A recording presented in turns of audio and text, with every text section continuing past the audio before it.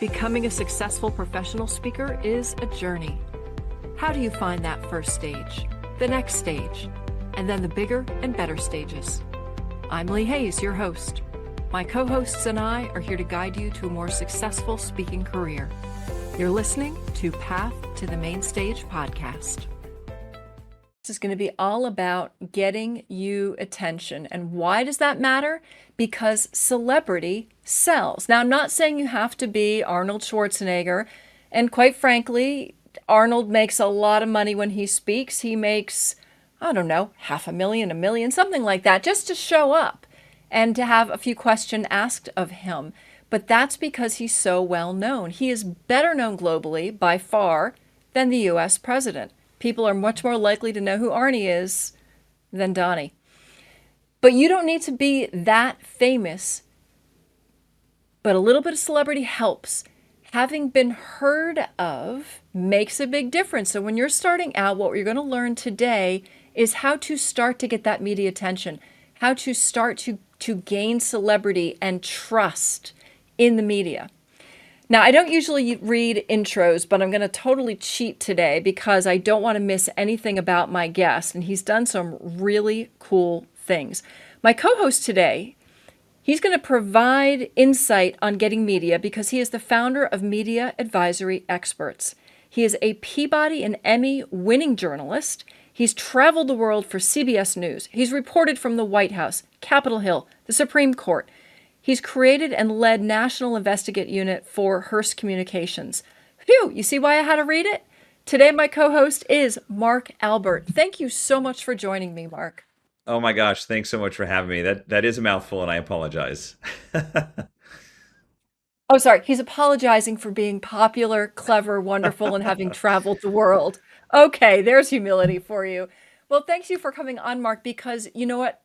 You are so knowledgeable about the media. You've done this. This is your area of expertise. So I hope you don't mind if we pick your brains today and No, find out please how to listen. do I'm it. so used. I used to joke I get paid by the question. So this time you're getting paid by the question, so you can fire them away. Fantastic. All right.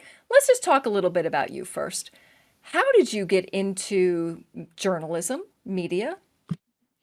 So when I was 11, I used my allowance money to buy the Sunday subscription of the Los Angeles Times and get it delivered in our driveway. I'd get so irritated if my dad would get up before me and he would get the paper and start rifling through it. So I'd have to get up early and earlier on Sundays to get that fresh paper smell, in my hands. And then when I was 11, I also started watching local TV news. And in the 92 elections it was George H.W. Bush, it was Ross Perot, and it was Bill Clinton. You know how people score baseball games manually? I had an electoral college Yeah. scorecard. And I was sitting there at the TV. Mom, George H.W. Bush has got 5 more electoral votes. Dad, Bill Clinton, right? And I manually scored the election in 1992. I just wanted to be the town crier. I wanted to know information first, and I wanted to tell everybody about it. I thought there was such power and thrill in knowing something first. And so I applied to USC, and then I applied to the journalism school, never wavered or changed my major, started a TV production club in high school. I just have this insatiable curiosity, and I wanted to know so many things. And what an amazing career to be able to cover, from healthcare to business to lighthouses to embedding with military troops in Iraq, which I did twice, and having a license to ask so many people questions. You can ask the president of the United States, you can ask a 5-year-old, like you can ask questions, and by and large, people will answer them. Now, they could be lies, they could be not telling the whole story, but that's on you to dig even deeper. And I just thought it was such a thrill to write the first draft of history, as they say. And so I did that for 25 years. And then you can see the gray hair, and I thought, okay, well, it's time to do something adjacent a little bit. All right, you're officially a media geek. I think we're going to add that to your byline. I've never heard of anybody scoring electoral votes. That's fantastic. All right, and so let's move past that. I know you're also a professional speaker. Tell me a little bit about what you do as far as helping, just in general. How do you help speakers get media attention? What So part of many the business is it times. for you? Yeah, well, so many times speakers have just this wealth of information about their expertise. And they can go out there and they can knock a 40-minute keynote out or an hour, et cetera, what they're doing. But they really struggle to give you a 30-second soundbite. They really Mm. struggle in the era of TV news where an average package, a story, is 90 seconds or less, or maybe 70 seconds, to be able to distill that smart brevity, which is the theme of Axios, a media organization. They struggle with conveying the essence of their message. And so our tagline at our current company, Media Mastery Experts, which is a brand of media advisory experts, is that we master your message and we amplify your influence. So let's master what it is that you know, your message, and how to convey it. I'm not going to teach you plumbing or gardening or real estate. I don't know anything about those things, but I do know how to distill a message, particularly for this information environment and the information diet that people are on these days. And then let's take that message and help you amplify your influence. How can you use free media coverage? How can you use paid speaking gigs to amplify that message and turn it into influence? That could be ROI with more clients. It could be board seats. It could be ego. It could be more news coverage. It could be whatever you can think of. That's kind of our sweet spot. And I'll just tell you a quick aside. When I was a journalist and I was looking for experts, often I would get bios sent to me, super long, full of corporate gobbledygook, and I had no idea what the heck it meant. All I wanted to know is, what is this person going to say if I put them on the CBS Evening News? That's what we do for people, is we take all their deep expertise and we tell them how to package it, how to message it, how to distill it into those key sound bites, no matter the platform. I'm sorry, I'm just processing all these things you're saying, and I hope everyone who's listening is hearing way beyond what Mark is saying, which is not just how to put your message on the media, but this is what you need on your website. So, as a hirer of speakers, often you go to websites and the same thing, you get pages of bios. Or I love these ones which are timelines, and you've got to click through and discover what they've done. Yeah. But for anyone who's listening to this, take everything you're going to learn today and put it on your website, because you need somebody when they land and they finally want to learn about you, you need a soundbite. So, goodness, we're giving so much more than just media today. But let's talk about those sound bites first. How does a speaker, aside from just hiring you, how do you distill your message into a short bit like that? What are the important things that people want to hear? Do they want to hear your life history? Do they want to hear the names of all the places you've spoken? Like, what is it that makes a great 30-second soundbite? Sure. And just real quick, let me bounce off something you said about the media. The media is Taylor Swift. The media is the New York Times. The media is a Joe Rogan podcast. The media is so broad. So we're talking about the news media vertical, or we're talking about a speaking vertical, or we're talking about, right? And so media is representing yourself on websites, on TV, on stage, on podcasts, and studio. The media is all encompassing. It's holistic. So we encourage people, don't just think of the news media channel 2, right? Or just they're not all separate. They're all part of the media. Now, to your question about sound bites, at our event that we do using a TV studio near the White House, I do a soundbite workshop, and I call up one person on stage and I say, tell me what you do and why you would want a journalist to contact you or a booker for speaking engagement. They go on for about 4 to 5 minutes. And then we start to chop. And we get that 4 to 5 seconds closer, closer, closer, closer until it's about 30 seconds. Most people are super long-winded, as you can probably already figure out. But when it They're comes to speakers, right? They speak. they speak, exactly. But in today's media diet environment, Mhm. you need bits of content. And when I say bits, I don't mean 40 minutes. And so an ideal soundbite starts with a very declarative summary. Then you sprinkle in 2 or 3 sentences with data and evidence. Why the heck did you come up with that summary?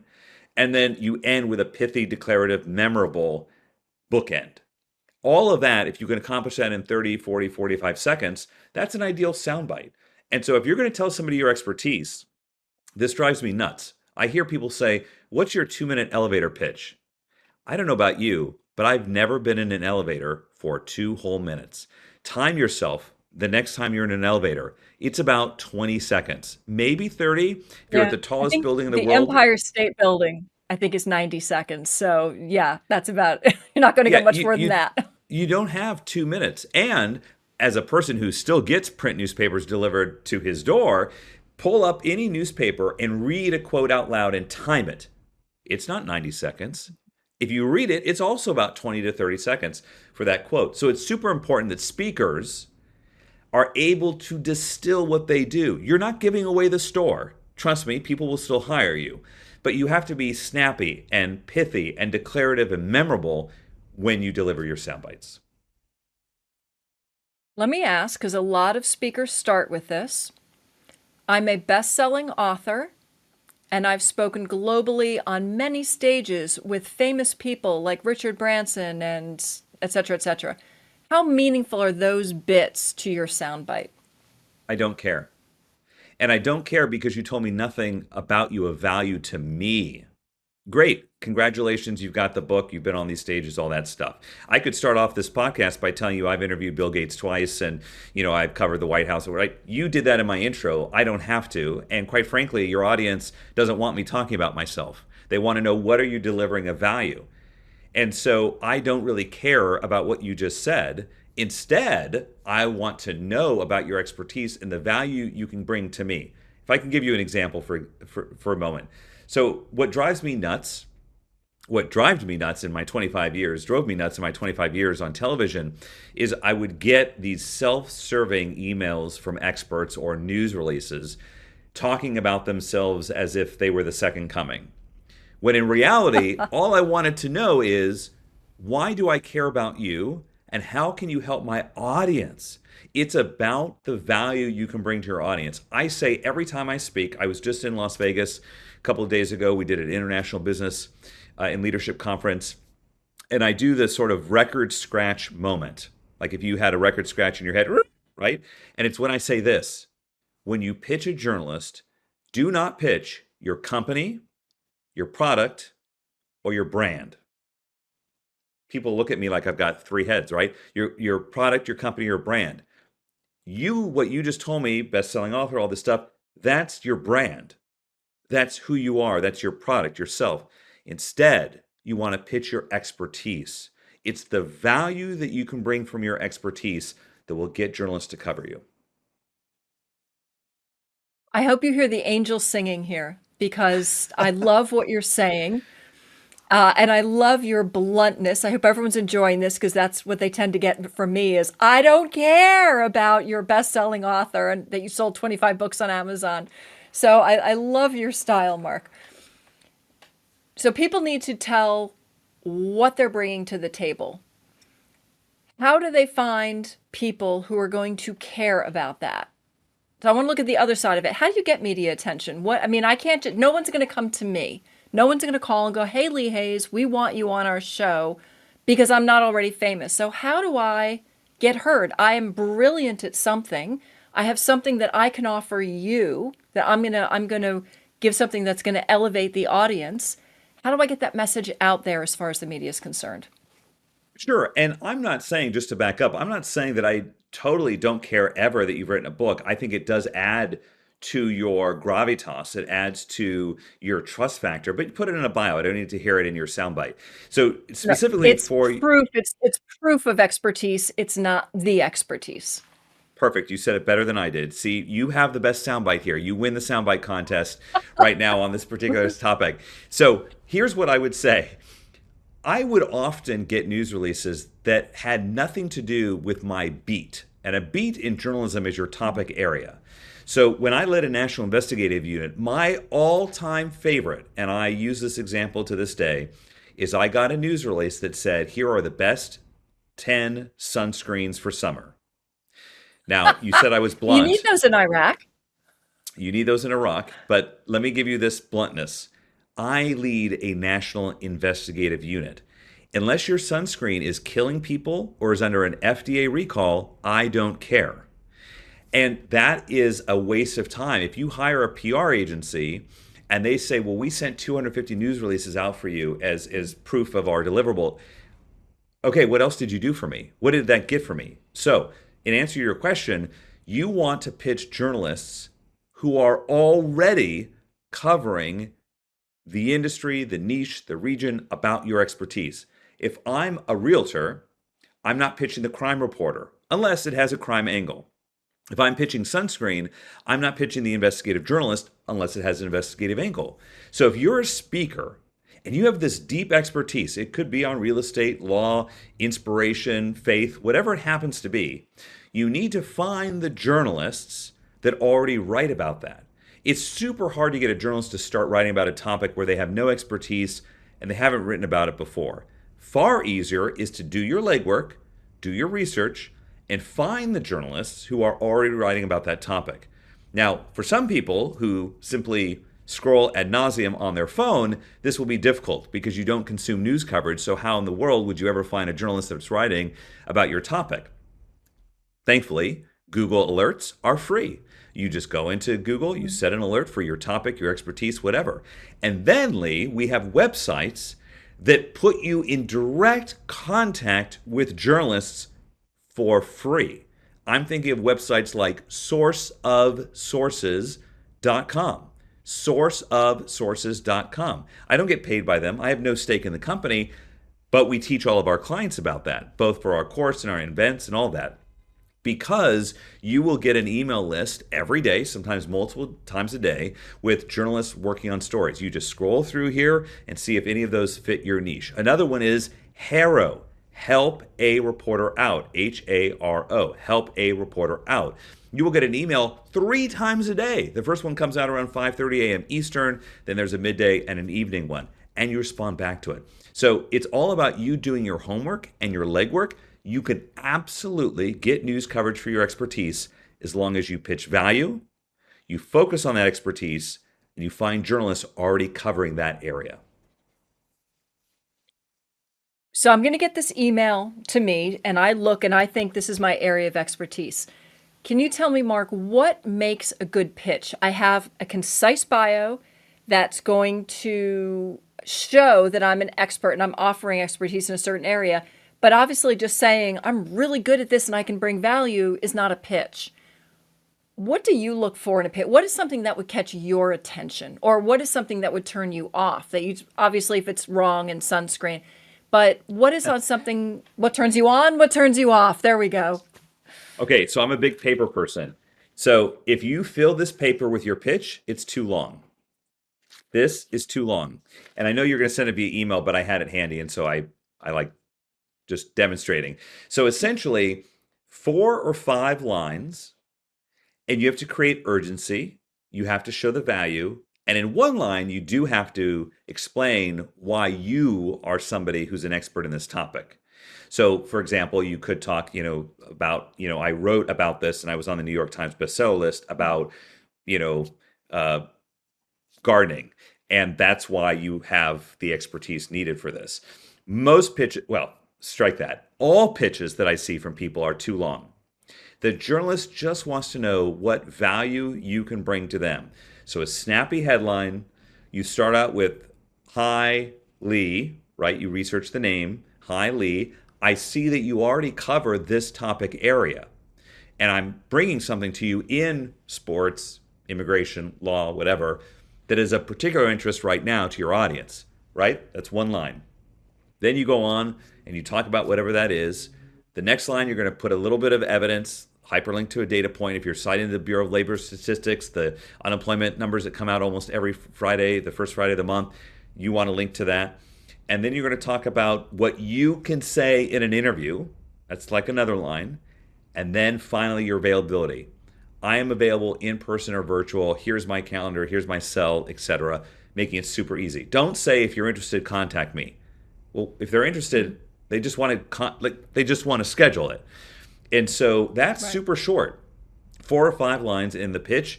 We give our clients a pitch template. It's one that works all the time. So many people go on too long. You want to do your bio, they don't care about your bio unless they are caring about the story. You can hyperlink your name and your email signature. Don't attach a PDF because a lot of newsrooms with security and cyber concerns and all these things, they strip out PDFs. Just a hyperlink in your email signature under your name to your bio on your page is fine. If they want to, everyone knows to click on the name that's hyperlinked in this email signature. But that's it, Lee. Super simple, super focused, urgent, and concise. And now I get the lead. Some reporter reaches out to me. They want to have me on TV, right? They want to have me on for that 60-second slot or maybe 30-second slot, whatever it is. What do I do to prepare for that? Because my story here is I was talking to one of my speakers and he said, the very first one I did, I was asked to be on whatever news piece as an expert. They contacted me. We hear you're the expert. He was like, absolutely. He goes, I got up there and sounded like an idiot because they wanted me, right? They came after me. So obviously I'm the expert, didn't prepare, went in with an ego. He goes, they never called me again. Like that was the end of that station. So what do I need to do, Mark, to nail it so that they believe they did the right thing? I was the expert and they want to have me again. Well, first of all, you should give that guy my number. We'd love to be able to help him. But second of all, He's I would much say better now, Mark. He's much better now. awesome, fantastic. But that's a mistake that a lot of people make, a lot of speakers, a lot of experts make, which is they think, well, I can do an hour keynote, 60-second interview. I've got that.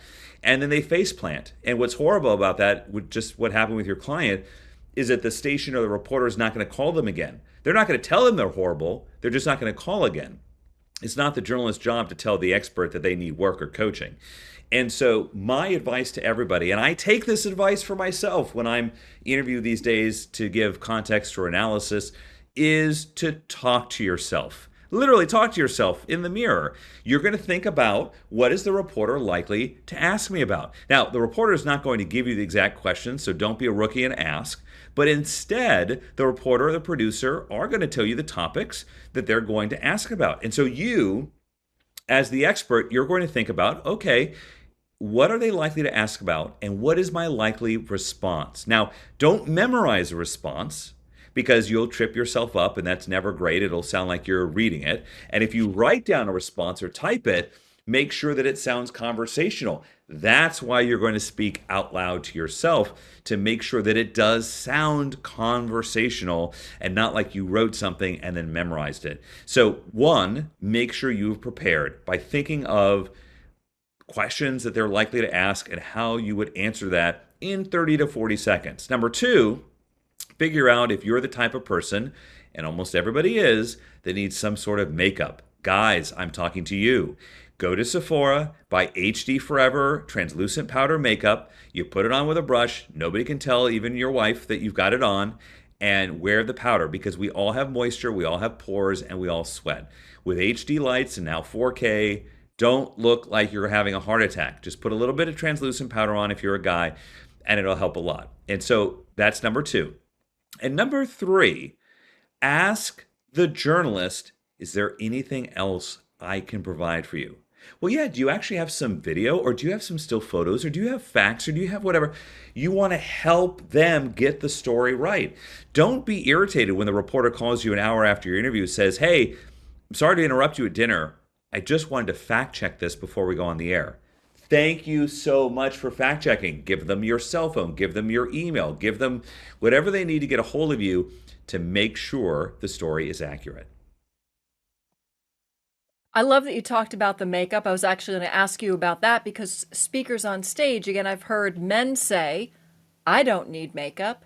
I think you're just telling us you do. You need it on camera and you need it on stage because lights are cruel, right? And everybody perspires. So thank you for that tip. I will stop Let me ask wearing you. makeup when the camera has a Ryan Gosling feature.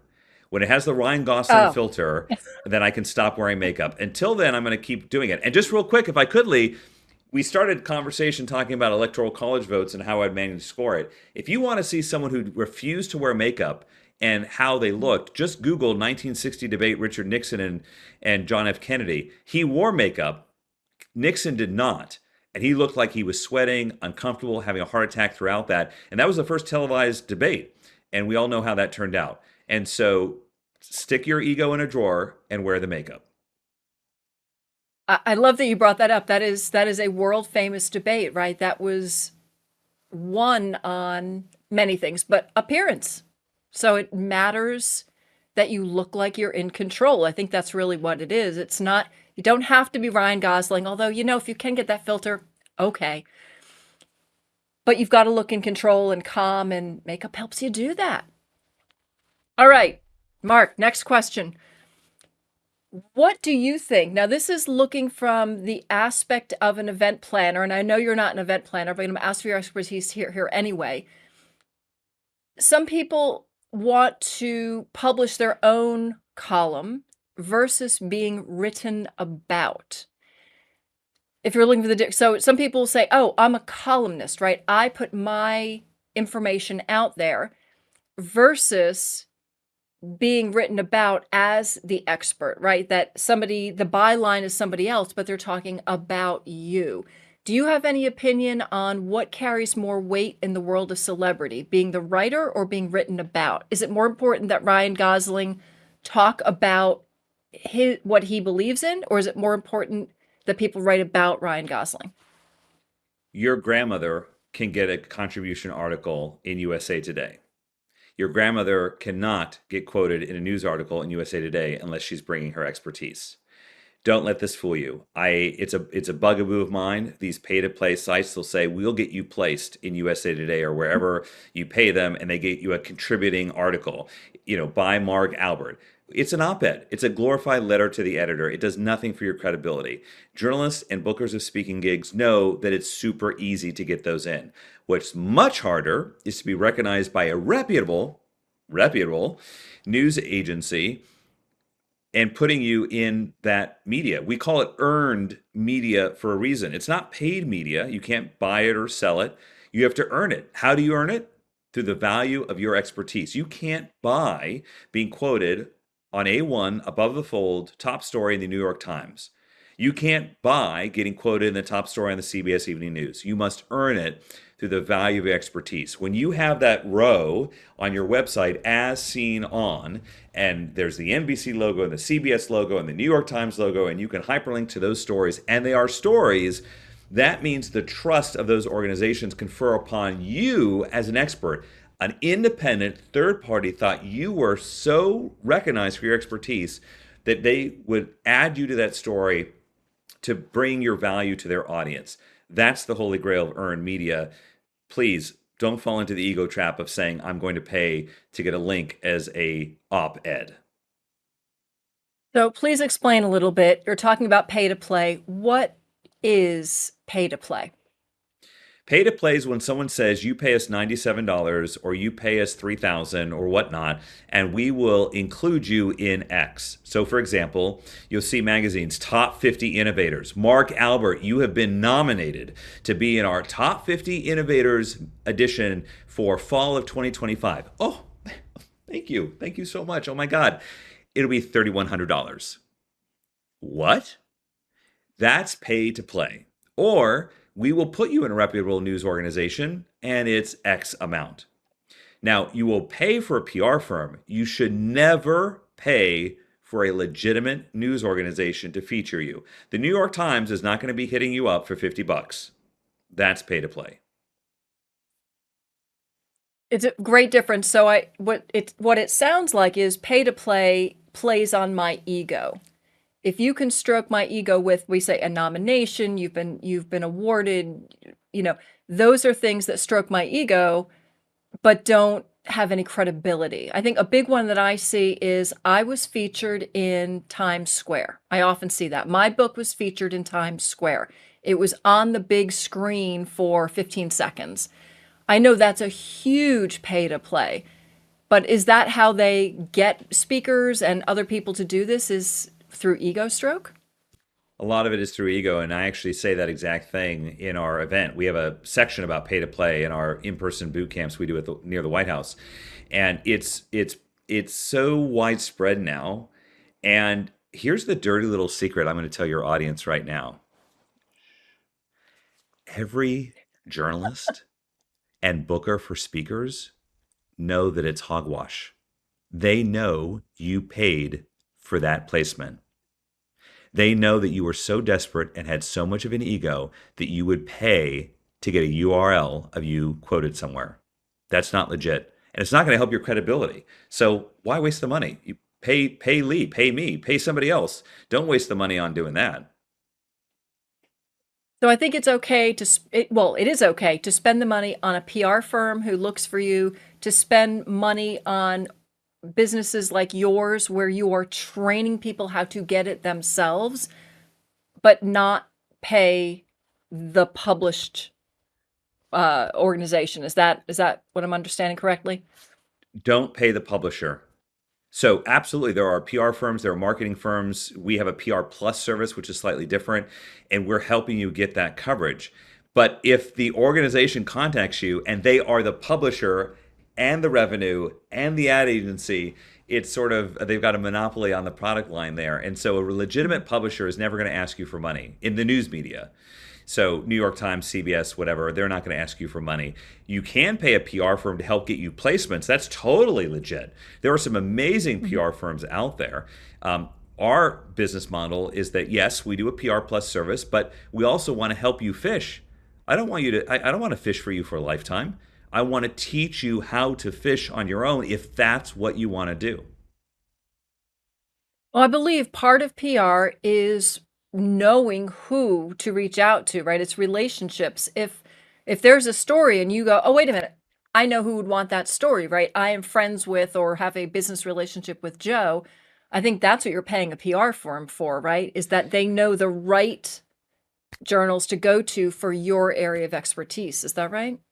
Right, it's time or money, as my mother always says. Do you have the time to research it yourself and create the relationships yourself, or are you going to pay money to somebody, a PR firm that already has those relationships? There is absolutely a place for PR firms, but not everybody can afford them. And we speak a lot to speakers and small business owners and entrepreneurs. They're focused on customers and investors and clients and the product chain and the supply chain and all that. They may not have the funds to do it. And I want people to know that, yes, you can go to a PR firm or you can learn to do it yourself. But you're absolutely right. Nothing replaces relationships. I was going to ask you for a dirty little secret before we go. The first thing I want to know is the dirty little mistake. What is the biggest mistake you see out there that speakers make when they're trying to get attention? There are so many. Do I have to pick one? I would say Just pick the top three if you need to. But what are the things that you just go, ugh, if I could, like, this is something I see all the time, Lee. This is one thing, these are the things that we fix because we see these problems all the time.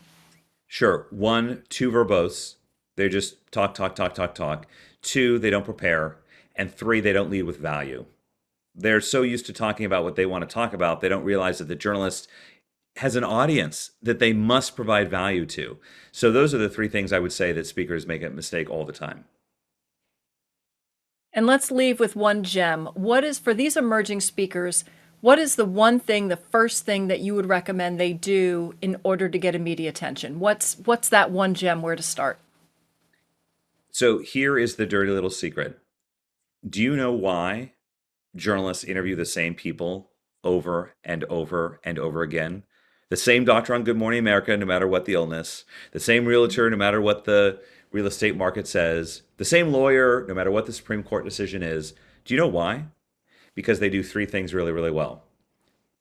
They always answer the phone. They're always available. And they are a soundbite machine. Well, you as a speaker, you can answer the phone. I know you can. And I know you can make yourself available when it's important. And you can learn how to be that soundbite machine. Answering the phone, being available, being a soundbite machine. That's what separates the experts who are quoted all the time with the people who never get a call back. I once had a client who we were going to send out all these pitches. It was coordinated, it was breaking news, all this stuff. And she committed a cardinal sin, which is we pitched her. She said, yes, I want to speak about this. And then when the media called back, she says, no, I'm leaving today, camping off the grid for a week. Well, that burns my relationships with the journalists. And two, that's tone deaf. You're not being always available, right? The three things we talked about. And so if you're going to pitch the media, always answer the phone when they call back, always be available, be a soundbite machine. Do not pitch if you're not going to be around. You will burn that bridge. They'll never call you back. That is a gem, because what I often talk about with speakers, it's right, it's how to get above the bottom 90%. The speaking industry is so full of people who get into it, and you have to rise above. And I think that only 10% do what you're saying right now. They rise above and make that effort 100% of the time. That's what's going to make a difference. Yeah, Well, absolutely. thank That's you what separates so much. everybody. It does. It does. Well, thank you so much, Mark Albert, for being part of this show. I think you dropped so many dirty secrets and gems today that I'm going to go back and listen to it myself, because there's so much to learn here. So thank you, everybody. That was the way to navigate those rocks in the path to the main stage. Thanks for listening today, and see you next time. Thanks for listening to Path to the Main Stage. If you enjoyed the show, please subscribe wherever you get your podcasts. And for full video episodes, check out YouTube. If you want to be a successful speaker, you need to make it happen. My co-hosts and I are here to help guide you. But if you need more help, please check out pathtothemainstage.com, where we can connect. And until next time, keep sharing your voice, keep showing up, and keep taking your path to the main stage.